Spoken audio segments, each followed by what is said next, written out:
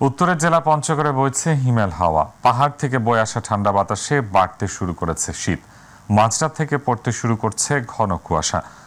সকাল ৬টায় উত্তরের এই জেলায় সর্বনিম্ন ৮.৩ ডিগ্রি সেলসিয়াস তাপমাত্রা রেকর্ড করেছে আবহাওয়া অধিদপ্তর। কুয়াশার কারণে ভোরবেলায় সব ধরনের যানবাহন হেডলাইট জ্বালিয়ে চলাচল করতে দেখা গেছে। শীত বাড়তে থাকায় বেড়ে গেছে শীতের কাপড়ের বিক্রিও। বিশেষ করে শিশুদের জন্য গরম কাপড় কিনছেন অভিভাবকরা। কয়েকদিন ধরে দিনের তাপমাত্রা স্বাভাবিক থাকলেও সন্ধ্যা নামলেই হিমেল হাওয়ায় বেশ ঠান্ডা অনুভূত হচ্ছে। আবহাওয়া পরিবর্তনের সঙ্গে সঙ্গে বেড়েছে বিভিন্ন রোগ ব্যাধি। পঞ্চগড় আধুনিক সদর হাসপাতাল সহ বিভিন্ন স্বাস্থ্যকেন্দ্রে শিশু ও বয়স্করা সর্দি, কাশি, নিউমোনিয়া ও ডায়রিয়ায় আক্রান্ত হয়ে চিকিৎসা নিচ্ছেন।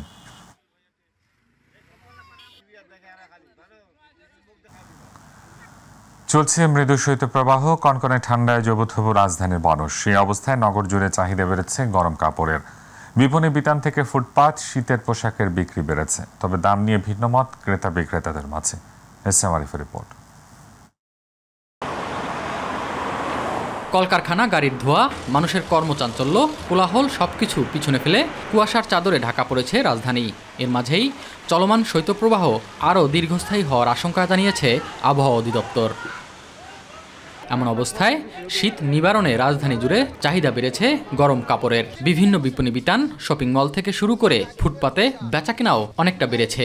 ঠান্ডার প্রকোপ বাড়ায় চাহিদা বেশি হুডি আর ভারী জ্যাকেটের।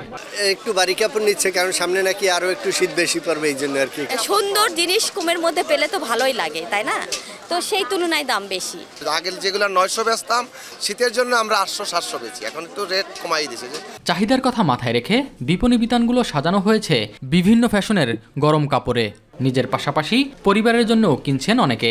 শীতটা একটু বেশি পছন্দ থেকে বাচ্চাদের জন্য কেনাকাটা করতেছি। আছে ভালো কালেকশন আনছে, এবার দেখলাম ভারী কাপড় শৈত্যপ্রবাহ হচ্ছে, মোটা কিছু আছে। আর বিশেষ করে আপনার হলো গিয়া কুয়াশা জ্যাকেট নামে একটা জ্যাকেট ছিল, ওটা একটু ভালো চলছে। আবহাওয়া অধিদপ্তরের তথ্য মতে জানুয়ারিতে আরও একাধিক শৈত্যপ্রবাহ বয়ে যাওয়ার আশঙ্কা রয়েছে। এসএম আরিফ, মাই টিভি, ঢাকা। আয়নাঘর শুধু ক্যান্টনমেন্টেই ছিল না, ইউনিভার্সিটি, হোটেল ও ব্যক্তিগত বাড়িতেও ছিল বলে মন্তব্য করেছেন নৌপরিবহন এবং শ্রম কর্মসংস্থান মন্ত্রণালয়ের উপদেষ্টা অবসরপ্রাপ্ত brigadier general M Sakhawat Hossain. Khulna সরকারি সুন্দরবন আদর্শ কলেজের 56তম সুবর্ণ জয়ন্তী ও পুনর্মিলনী অনুষ্ঠানে প্রধান অতিথির বক্তব্যে তিনি এ মন্তব্য করেন। তিনি আরো বলেন, দেশে এখনো চাঁদাবাজি, সন্ত্রাসী কর্মকাণ্ড হচ্ছে। সমাজের নেতৃস্থানীয়দের এগুলো প্রতিহত করার আহ্বান জানান তিনি। সেই সাথে উপস্থিত হয়েছে আমাদের এই কলেজ নবম স্থান অধিকার করেছিলেন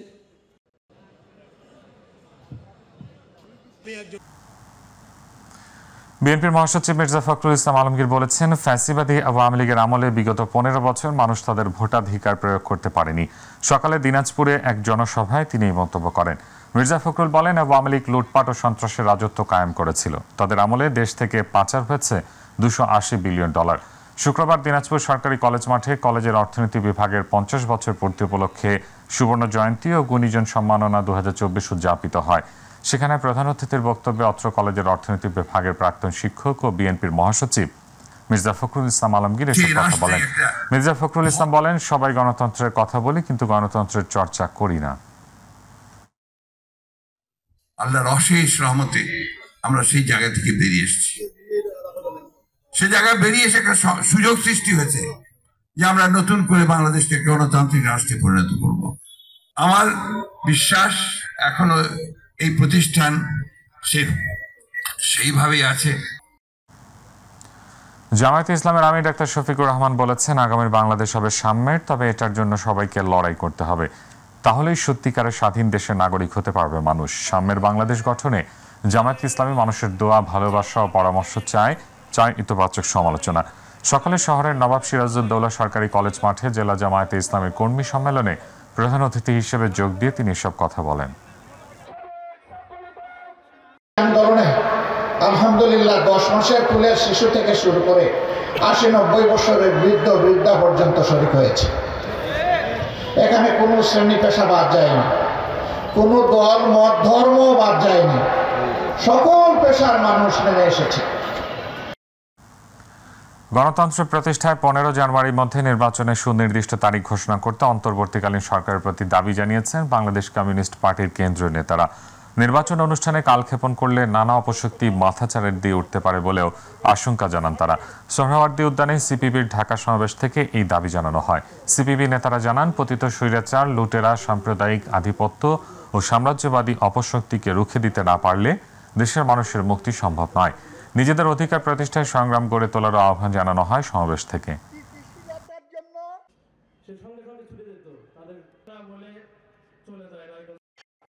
সুযোগ নেবে, আপনি শেষ কাজ করতে পারবেন না, আমরা এটা আকাঙ্ক্ষা করি না।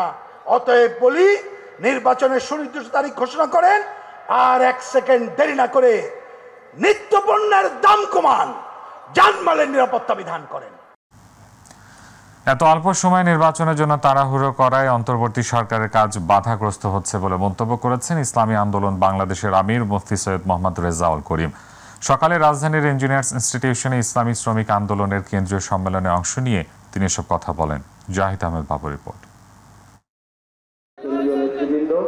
দেশের বিভিন্ন প্রান্ত থেকে আগত নেতাকর্মীদের পদচারণায় অনুষ্ঠিত হলো ইসলামী শ্রমিক আন্দোলন বাংলাদেশের কেন্দ্রীয় সম্মেলন।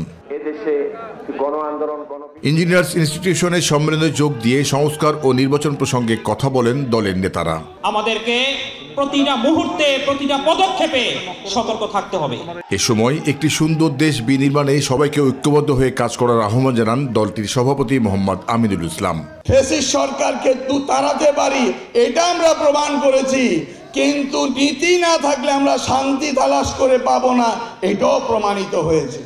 নির্বাচনের জন্য তাড়াহুড়ো করায় অন্তর্বর্তী সরকারের কাজ বাধাগ্রস্ত হচ্ছে বলে মন্তব্য করেন আমির মুফতি সৈয়দ মোহাম্মদ রেজাউল করিম। এখন পর্যন্ত 3 মাস 4 মাস যেতে পারে নাই, এর ভিতরে আমাদের যে তাড়াহুড়া, এর মাধ্যমে কিন্তু এই সরকার সুন্দরভাবে দেশ পরিচালনার যে সুস্থভাবে দায়িত্ব পালন করবে, এটা অনেক অংশে কিন্তু আমি বলবো ব্যাহত হয়েছে। দেশ নিয়ে কোনো ষড়যন্ত্র হলে সকল স্তরের মানুষকে দেশপ্রেমিকের ভূমিকায় অবতীর্ণ হয়ে তা প্রতিহত করার আহ্বান জানান তিনি। সকলকে আমি আহ্বান জানাচ্ছি, আসেন আমরা সবাই একত্রিত হই এবং সুন্দর দেশ গড়ার জন্যে একমাত্র তার রক্ষা কবচ হলো, তার নীতি আদর্শের নাম হলো ইসলাম। আর এই সুন্দর দেশ পরিচালনা করার জন্য নির্বাচন পদ্ধতি হবে পিয়ার সিস্টেমের নির্বাচন। বাংলার জমিনে নির্বাচন হতে পারবে না। জাহিদ আহমেদ বাবু, মাই টিভি, ঢাকা। ঢাকা আন্তর্জাতিক বাণিজ্য মেলার 29তম আসর এখনো সেভাবে জমে ওঠেনি। 1 জানুয়ারি উদ্বোধনের পর কাঙ্ক্ষিত ক্রেতা দর্শনার্থী না থাকলেও আজ সরকারি ছুটির দিন থেকে মেলা প্রায়ণ ফেরার প্রত্যাশা ছিল ব্যবসায়ীদের, কিন্তু বৈরী আবহাওয়ার কারণে ক্রেতা দর্শনার্থীর উপস্থিতি অনেকটা কম। বাণিজ্য মেলা ঘুরে এসে আরো জানাচ্ছেন সহকর্মী আবু সাইদ অপু।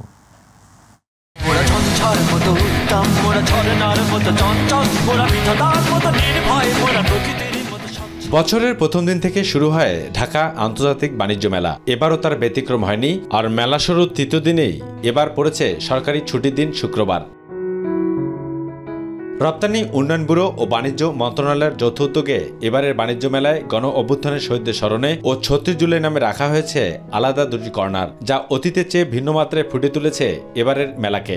আর এমন আয়োজনের অনুপ্রেরণা যোগাচ্ছে তরুণদের এগিয়ে আসা আমি প্রত্যাশা করছি, আর আমরা চাই যাতে আমরা বাংলাদেশকে ভালোভাবে বিশ্বের কাছে রিপ্রেজেন্ট করতে পারি।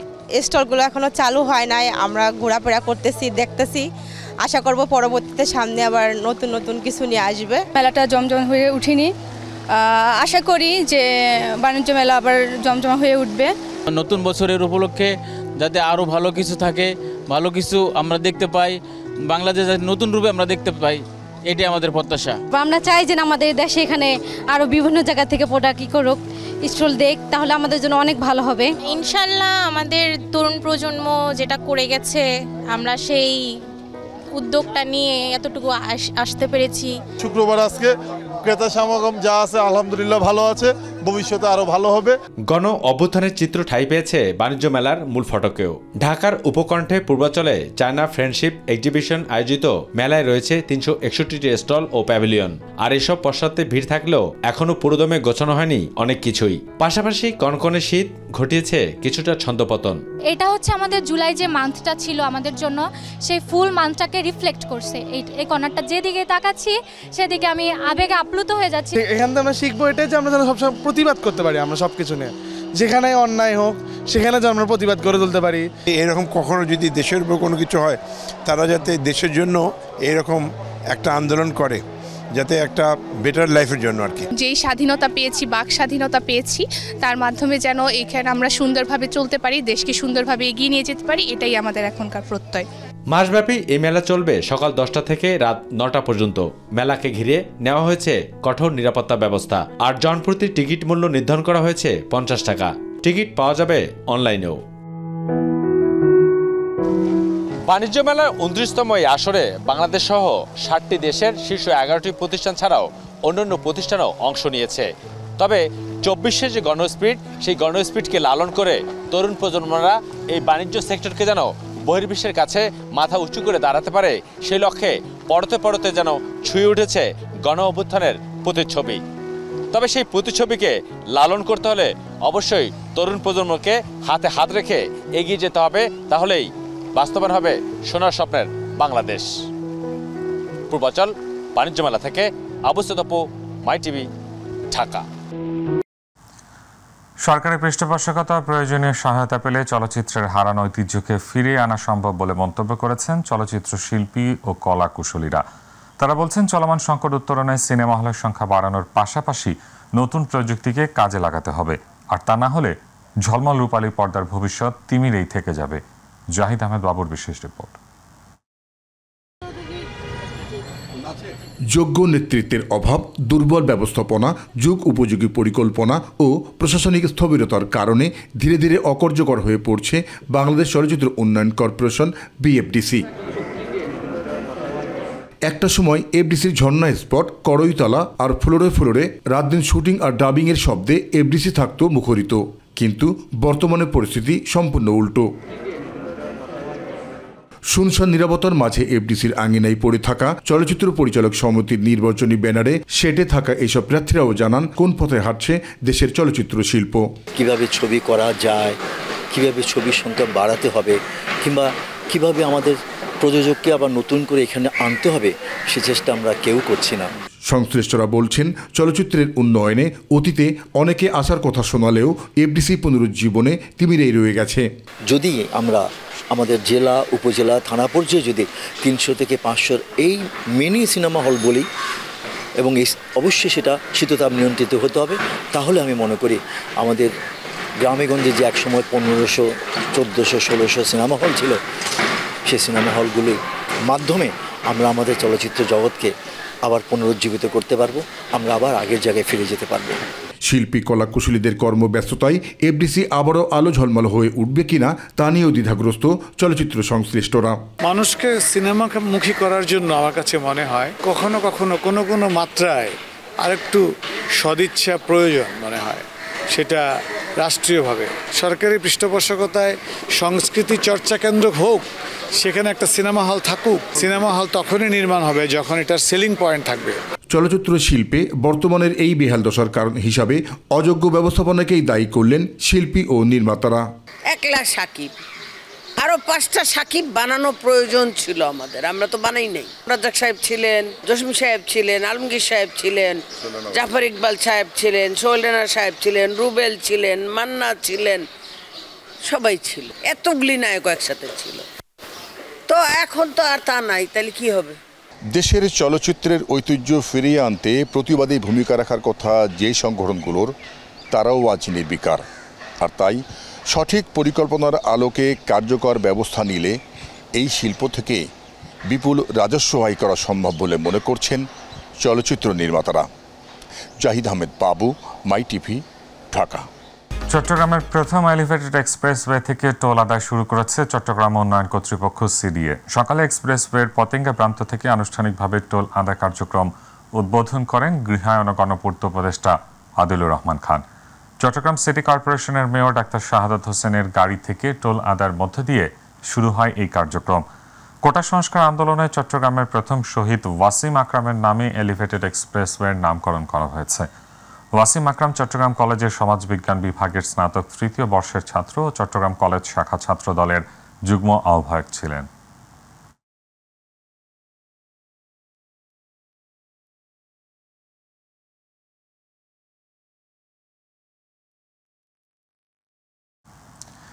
সারা দেশের মতো বরিশালেও প্রতিদিনই বেড়ে চলেছে বিবাহ বিচ্ছেদের হার।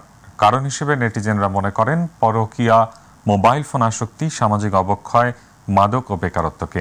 এখনই সম্মিলিতভাবে প্রতিরোধ না করলে বড় ধরনের হুমকির মুখে পড়বে নতুন প্রজন্ম সহ আগামীর বাংলাদেশ। ভুক্তভোগী ও সচেতন মহলের অভিমত জানাচ্ছেন পারভেজ রাসেল। বরিশাল সহ পুরো দক্ষিণাঞ্চলে দেওয়ানি, ফৌজদারির পাশাপাশি আদালতগুলোতে বেড়েই চলছে নারী নির্যাতন, যৌতুক, বিবাহ বিচ্ছেদ সংক্রান্ত মামলার সংখ্যা। পরিসংখ্যান বলছে গত এক বছরে বরিশালে নারী ও শিশু নির্যাতন মামলা বা অভিযোগের সংখ্যা বেড়েছে প্রায় 1.5 গুণ। এর মধ্যে লিগ্যাল এইড গত বছর নারী নির্যাতন, পারিবারিক কলহ সহ কয়েকটি অভিযোগে 776টি মামলার 699টি নিষ্পত্তি করে। বিশিষ্টজনরা বলছেন মোবাইলের অপব্যবহার, পরকীয়া, প্রেম, বাল্যবিবাহ, যৌতুক, মাদক, বেকারত্ব ও সামাজিক অবক্ষয় বাড়িয়ে দিয়েছে মামলার সংখ্যা। ফলে আদালতেও বাড়ছে মামলার জট। সে জানি না, হয়তো তার ফোনে কোনো সম্পর্ক আছে অন্য কোনো, এই জন্য আর কি রাখতেছে না। এ বিষয়ে পারিবারিক মূল্যবোধকে আরো জোরালো না করলে ভবিষ্যতে এ পরিস্থিতি আরো বাড়বে বলে মনে করেন নাগরিকরা। এক্সট্রাম্যারিটাল রিলেশনশিপ এত বেড়ে গেছে, এটার কারণ প্রথমত আমি বলবো মোবাইল প্রথম কারণ, দ্বিতীয় ওই যে পারিবারিক শিক্ষা নাই, নৈতিক অবক্ষয়। পরিস্থিতি মোকাবেলায় কাউন্সিলিংকে আরো বেশি গুরুত্বপূর্ণ ও মামলা ছাড়াই সমস্যার নিষ্পত্তির দিকে জোর দেওয়ার কথা বলেন আইনজীবীরা। যদি একটু কাউন্সিলিং বা পারিবারিক বয়োজ্যেষ্ঠের আগে বোঝায় যে তোমার এই দায়িত্ব আছে, তুমি বিয়ে করতে যাবা, তোমার এই কাজগুলো তোমাকে করতে হবে। পারিবারিক যে আমাদের যে সংযোগ, সেই সংযোগটাও কিন্তু এখন কমে গেছে। মেয়েদের যদি ম্যাচুরিটি আসে, ছেলেদের যদি ম্যাচুরিটি আসে, নিজেদের মধ্যে ঝগড়া হইলেও তাদের একটা পরিপক্ক জ্ঞানের কারণে তারা বলে যে না, আমাদের সংসারটা ভাঙা উচিত না। শুধু আইন প্রয়োগই নয়, নৈতিকতা সংশোধন সবার আগে প্রয়োজন বলেন নগর পুলিশ। থানা পর্যন্ত যদি না আসে যে বিষয়গুলো, সেটা পারিবারিক সচেতনতাই দরকার এইটা কন্ট্রোল করার জন্য। আর আমাদের কাছে যদি থানায় আসে যে এইসব বিষয় নিয়ে অভিযোগ নিয়ে, আমরা সর্বোচ্চ প্রতিকার করবো ইনশাআল্লাহ। মোবাইলের অপব্যবহার, সামাজিক অবক্ষয়, বেকারত্ব আর পরকীয়া আসক্তি আজ হাজারো বিবাহ বিচ্ছেদের কারণ। তাই প্রকৃত শিক্ষা আর ধর্মীয় অনুশাসনই পারবে আগামীর সুন্দর বাংলাদেশ গড়তে, এমনটাই ভাবছেন নেটিজেনরা। পারভেজ রাসেল, মাই টিভি, বরিশাল।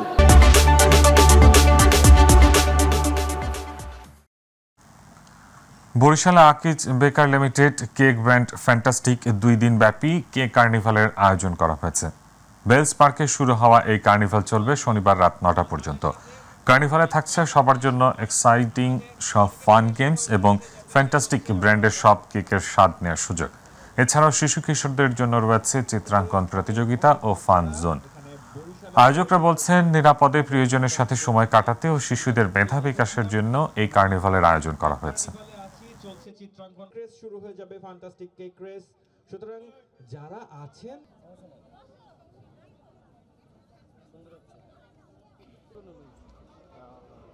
ফ্যান্টাস্টিক কেক কার্নিভালের উদ্দেশ্য যেটা ফান এবং ফুর্তির সাথে ফ্যামিলি মেম্বাররা যারা আছে তারা যেন তাদের বন্ডিং আরও বাড়ে, তারা যেন আরও একত্রতাভাবে থাকে এবং আমাদের সমাজের জন্য তার কোনো ভেদাভেদ সৃষ্টি না থাকে, আর কোনো ভেদাভেদ না থাকে, আমরা সবাই একত্রিত হয়ে থাকি। এই মেইন উদ্দেশ্য হচ্ছে আমাদের আজকের ফ্যান্টাস্টিক কেক কার্নিভালের। রাজধানী বাজারে আবারও বেড়েছে সব ধরনের মুরগির দাম। গেল সপ্তাহের তুলনায় সোনালী মুরগির দাম কেজিতে 30 টাকা বেড়েছে। বাড়তি রয়েছে চালের দামও, গেল সপ্তাহের তুলনায় 3 থেকে 5 টাকা বেড়েছে প্রতি কেজিতে।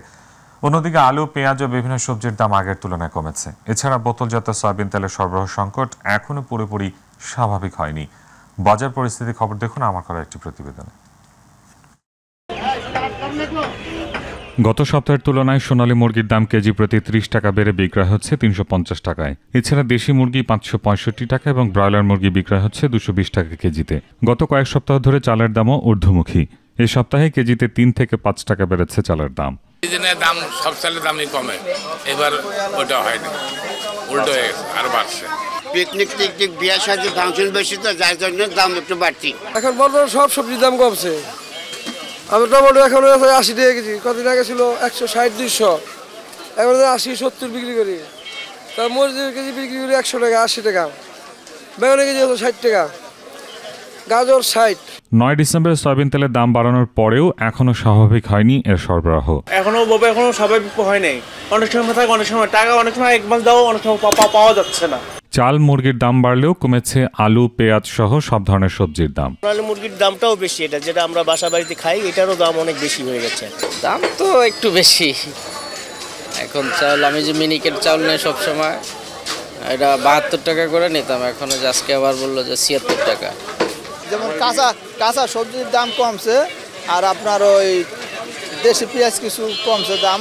তুলনামূলক আগে যে পরিমাণ আর কি হাতের নাগালের বাইরে ছিল, এখন একটু সবজি পেঁয়াজ বা অনুযায়ী সিজন অনুযায়ী একটু ব্যালেন্সের মধ্যে আছে। তবে আগের দামে বিক্রয় হচ্ছে মাছ, মাংস সহ অন্যান্য নিত্য প্রয়োজনীয় পণ্য। SM তানবীর, মাই টিভি, ঢাকা।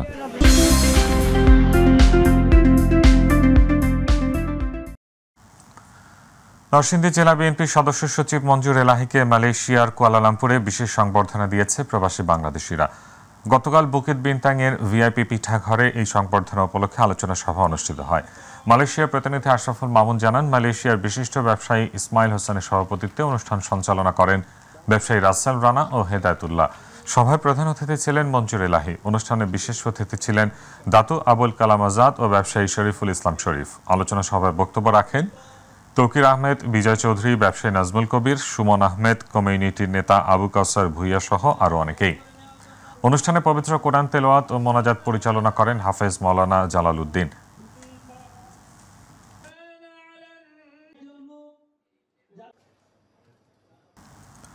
সংবাদ শেষ করব পাখি উৎসবের খবর দিয়ে।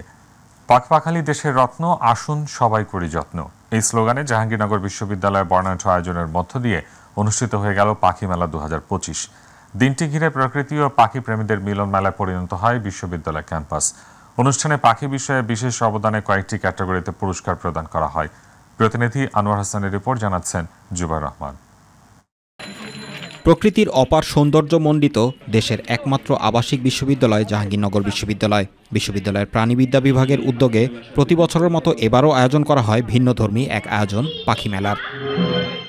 সকালে জহির রায়হান মিলনায়তন প্রাঙ্গণে বেলুন উড়িয়ে মেলার 24তম আসর উদ্বোধন করেন বিশ্ববিদ্যালয়ের উপাচার্য অধ্যাপক মোহাম্মদ কামরুল আহসান। পাখি সংরক্ষণে সার্বিক অবদানে এবছর মেলায় big bird Bangladesh award, scientific publication award, conservation media award ও স্পেশাল রেকগনিশন অ্যাওয়ার্ড প্রদান করা হয়।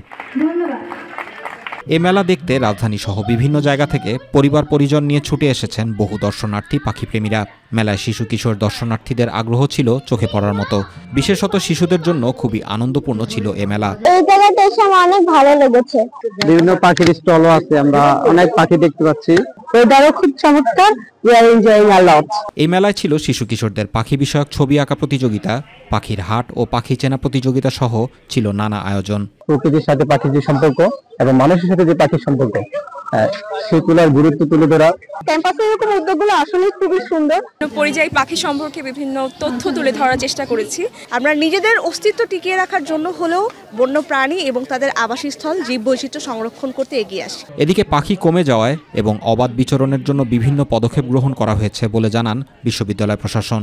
ক্রমবর্ধমান যে পাখি বিভিন্ন জায়গায় কমে যাচ্ছে, এই পাখি কমে যাওয়াটা হয়তো আমরা অনেকটা কমিয়ে আনতে পারবো এবং অবৈধ পাখি শিকার বন্ধ হবে এবং একই সাথে আমরা মানুষ হিসেবে ভালো থাকতে পারবো, প্রাণ প্রকৃতিও তার সঠিক ভূমিকা পালন করতে পারবে। জাহাঙ্গীরনগর বিশ্ববিদ্যালয়ে যারা আছেন এবং যারা আসবেন তারা সকলেই যেন আচরণে স্ববিরোধ মুক্ত হন। পাখি রক্ষা করতে পারলে, প্রাণ প্রকৃতি রক্ষা করতে পারলে এর অংশ হিসাবে আমরাও সুরক্ষিত হব। সর্বসাধারণের জন্য উন্মুক্ত এ মেলায় আগত দর্শনার্থীদের পদচারণায় মুখরিত হয় জাহাঙ্গীরনগর বিশ্ববিদ্যালয় ক্যাম্পাস। জুবাইর রহমান, মাই টিভি নিউজ।